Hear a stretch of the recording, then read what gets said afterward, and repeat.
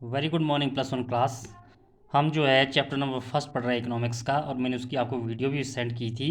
और उस चैप्टर का नाम है concept of economics and significance of statistics in economics. तो पहली दो वीडियो में जो है हमने कंसेप्ट ऑफ इकोनॉमिक्स के बारे में समझा है। इस वीडियो में हम जो है सिग्निफिकेंस देखेंगे ऑफ स्टैटिस्टिक्स इन इकोनॉमिक्स। ठीक है। लेकिन उससे पहले जो है थोड़ा सा हम समझ लेते हैं कि जो हमने पहले किया था, इंपॉर्टेंट चीज़ों में बताने जा रहा हूँ सबसे पहले आपको, वो है कंसेप्ट ऑफ इकोनॉमिक्स की अर्थशास्त्र का अर्थ क्या होता है। वैसे तो आपने वीडियो में भी देखा होगा कि इकोनॉमिक्स का मीनिंग क्या होता है, अलग अलग डेफिनेशंस जो हैं वो दी गई है, लेकिन एक सही डेफिनेशन जो है वो आपने ध्यान से सुननी है और उसी को आपने लर्न भी करना है, अंडरस्टैंड करना है, लर्न करना है।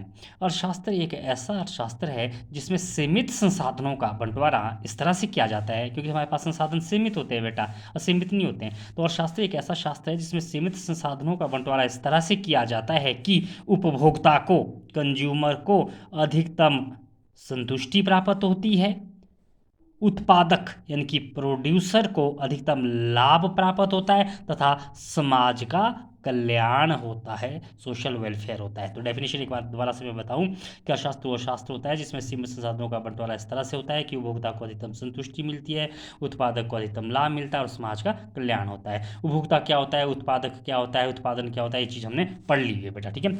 एक नंबर का क्वेश्चन फिर आता है कि father, who is the father of economics, अर्थशास्त्र का जनक किसे कहा जाता है। तो अर्थशास्त्र का जनक जो है एडम स्मिथ, जो इकोनॉमिस्ट हुए हैं, उन्हें जो है फादर ऑफ इकोनॉमिक्स कहा जाता है।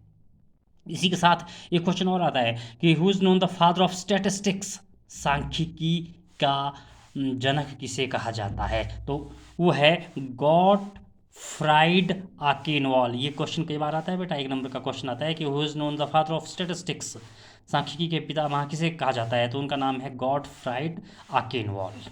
उसके बाद एक और इम्पॉर्टेंट चीज़, एक नंबर का क्वेश्चन आता है कि वो है, दो तरह से क्वेश्चन पूछा जाता है बेटा, वो है एजेंट ऑफ प्रोडक्शन और फैक्टर ऑफ प्रोडक्शन। मतलब कि उत्पादन के एजेंट क्या है या उत्पादन के साधन क्या है। इस तरह से दो तरह से क्वेश्चन आता है, तो आपने हमेशा याद रखना है। इसलिए नहीं कि आपके सिलेबस में, बल्कि वैसे भी आपको पता होना चाहिए कि हमारे उत्पादन के साधन चार है या हमारे उत्पादन के एजेंट चार है जिनकी सहायता से उत्पादन किया जाता है। लैंड, जिसको हम भूमि कहते हैं, लेबर, जिसको हम श्रमिक कहते हैं, तीसरा कैपिटल, जिसको हम पूंजी कहते हैं, एंड लास्ट इज एंटरप्रेन्योर यानी कि उद्यमी। तो चार तरह के उत्पादन के साधन होते हैं, land, labour, capital and entrepreneur. उसके बाद अब जो हम सेकंड पार्ट जो हम करने जा रहे हैं वो significance of statistics in economics है। इसमें हम दो तीन चीज़ों के बारे में पढ़ते हैं बेटा, लेकिन यहाँ पे हम आज जो है स्टैटिस्टिक्स का मीनिंग और उसकी कैरेक्टरिस्टिक्स देखेंगे। सांख्यिकी, सांख्यिकी का हम अर्थ दो तरह से पूछ आ जाता है बेटा, एक जो है एक वचन के रूप में सांख्यिकी क्या होती है और दूसरा बहुवचन के रूप में जो है सांख्यिकी क्या होती है। तो एक वचन के रूप में सांख्यिकी का अर्थ समझना है आपने कि एक वचन के रूप में सांख्यिकी वह होती है जिसमें आंकड़ों को इकट्ठा करते हैं, उसका वर्गीकरण करते हैं, उसको व्यवस्थित करते हैं और उसके बाद उसको प्रस्तुत करते हैं। क्या बताया मैंने कि इसमें हम आंकड़ों को पहले इकट्ठा करेंगे, उसके बाद उसका वर्गीकरण करते हैं, फिर व्यवस्थित करते हैं और उसके बाद हम आंकड़ों को प्रस्तुत करते हैं। तो उसे हम कहते हैं एक वचन के रूप में सांख्यिकी का अर्थ। और अगर आपसे पूछ लिया जाए कि बहुवचन के रूप में सांख्यिकी क्या है, तो बहुवचन के रूप में सांख्यिकी का मतलब है जब हम आंकड़ों के रूप में सूचना व्यक्त करते हैं। सिर्फ एक लाइन में आप लिखोगे कि जब हम आंकड़ों के रूप में सूचना व्यक्त करते हैं तो उसे हम बहुवचन के रूप में सांख्यिकी कहते हैं। और अगर आपको सिर्फ यही आता है कि सांख्यिकी क्या है, एक वचन के रूप में और बहुवचन के रूप में नहीं पूछा जाता है, तो आप कोई भी डेफिनेशन दे सकते हो। अब अगला जो क्वेश्चन आता है वो है फीचर्स ऑफ स्टैटिस्टिक्स, कि हमारी जो सांख्यिकी होती है इसकी क्या विशेषताएं हैं। ये क्वेश्चन 3, 4 या 5 नंबर का पूछा जाता है, अमूमन ये 3 या 4 नंबर का ही होता है। तो पहली विशेषता है बेटा aggregates of facts. Aggregates of facts आपने हेडिंग दे देनी है, इनकी तथ्यों का समूह।